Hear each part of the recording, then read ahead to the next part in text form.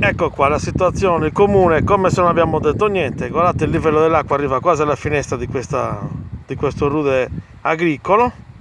Tutto perché il comune non si è presentato niente a fare un taglio qua per far defluire dalla strada che è troppo alta e non ce la fa l'acqua defluire. Questi terreni stanno stracolmi di acqua. Guardate la situazione, non si è presentato nessuno. Ho mandato anche un messaggio al sindaco e niente, se ne fregano totalmente. Guardate l'acqua qua sta passando un fiume, il fiume è sbarrato e adesso se continuerà a riempirsi qua, quando tracimerà nella strada, perché la strada è quasi un metro più alta dei terreni, succederà qualcosa che arriverà tipo un'onda tutta assieme.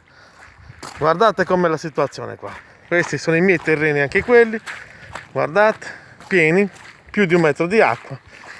Ieri ho detto io anche al sindaco di presentarsi con una ruspa per fare dei tagli nella strada, per far defluire nei terreni. Completamente non mi ha neanche risposto, diciamo.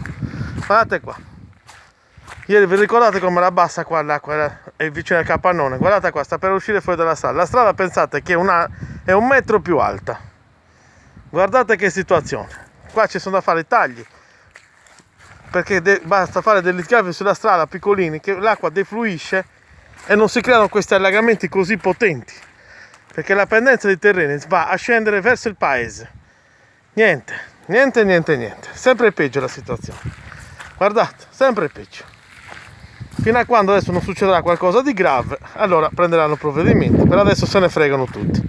Comunque, io ripeto ancora al sindaco di Sesto, se ci vuol mandare una ruspa per fare delle aperture sulla strada, per far defluire quest'acqua nelle parti più basse dei terreni, che tanto lì deve andare.